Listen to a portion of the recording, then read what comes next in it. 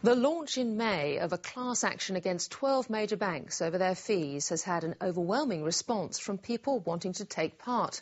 It's probably the first time the internet has been used to organise such a group.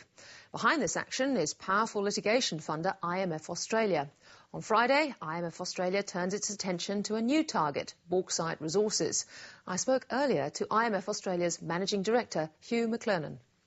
Hugh McLernon, welcome to Late Line Business. The news on Friday that IMF Australia might sue Bauxite Resources took 20% off its share price. I know you've yet to take action and there have been plenty of documents flying around, but obviously you think you've got a good case. I think so, yeah, although that's for the court to decide eventually, as is usually the case, but we did our due diligence before we agreed to fund it.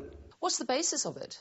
Well, primarily that the officers of the company went on a road trip, presented to a number of investors, said a number of things to them and provided a number of documents that those people then invested and believed that they didn't have the full picture. How do you decide whether a case is worth backing? Is it purely on the likelihood of success or is there an Erin Brockovich element there? No, we are not white knights. We're in business, Ticky. Our task for shareholders is to look carefully at cases, determine whether they've got a reasonably good likelihood of success, determine that the defendant in question can pay, and then agree to fund if there are enough people who want that funding. Cases you're running in 2010 include Guns, ABC Learning, Babcock's, and the most high-profile one, of course, is your class action against 12 banks, which started on the 12th of May. What has the response been since then? Good. We have had people sign up for about 168,000 accounts. Each of those will be average between 1,000 and 1,500, so it's up around the 200 million mark at the moment. That's an enormous campaign. I assume the internet helped a great deal. Yeah, no, fantastic. This, I think, probably around the world is the first class action that has been organised entirely in a digital manner.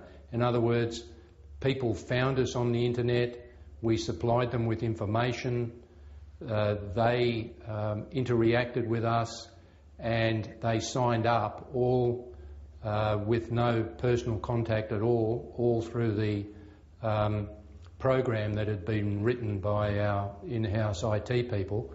So it was an interesting experiment in communication, but has worked very well, I've got to say. It could potentially damage the bank image. Have you seen much of a backlash from the banks? What are they doing? No, we haven't heard anything directly.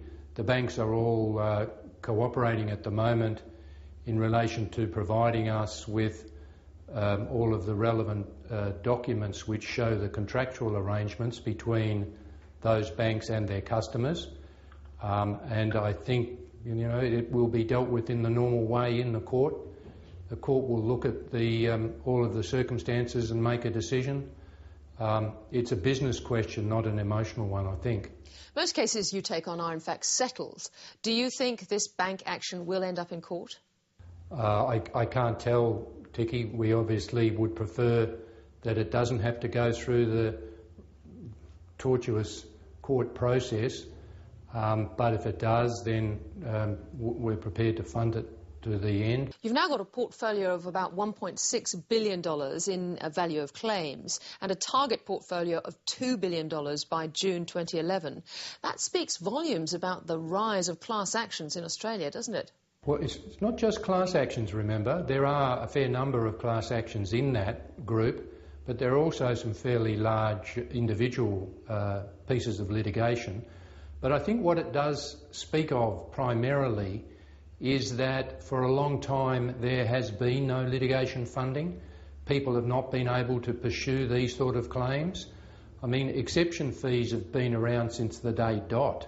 Banks have been charging them forever, but no one has been able to take on the banks because there has not been litigation funding. I think that's the real reason why it's such a growth industry.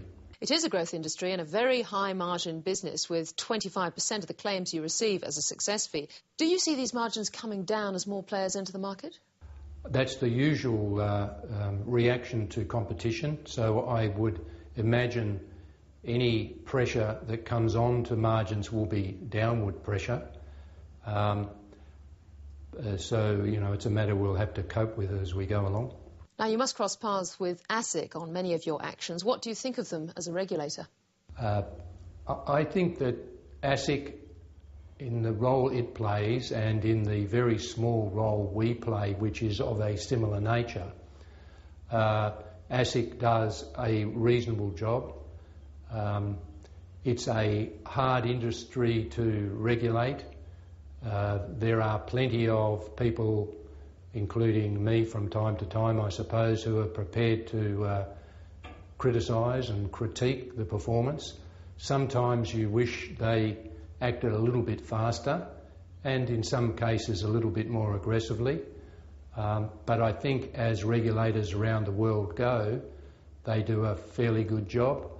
If anyone wants to compare our regulator to, say, the SEC, they should read the Markopoulou book, No One's Listening, about the Madoff affair, and they will go to bed easily in a financial sense in Australia compared to what would happen if you were in the US. Hugh McLernon, thanks very much for joining Late Line Business. No problems.